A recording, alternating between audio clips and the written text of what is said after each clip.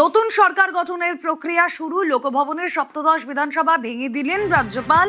রীতি মেনে বিধানসভা ভেঙে দেওয়ার বিজ্ঞপ্তি জারি। আজই শেষ দিন ছিল রাজ্যের সপ্তদশ বিধানসভার। কথা বলবো, প্রীতি রয়েছেন আমাদের সঙ্গে। প্রীতি, আমরা একটা অদ্ভুত ট্রানজিশনে দাঁড়িয়ে রয়েছি। সপ্তদশ লোকসভা তা ভেঙে গিয়েছে এবং আর একদিন মাঝে তারপরেই নতুন সরকার গঠন। রাজ্যপালের তরফ থেকে সরকার গঠনের কি প্রস্তুতি?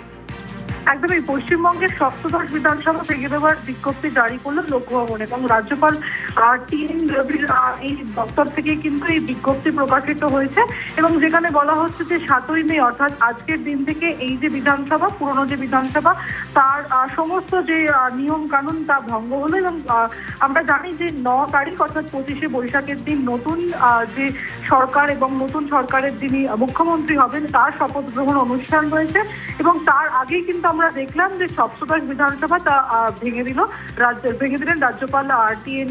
রবি। রুমেলা। ওকে।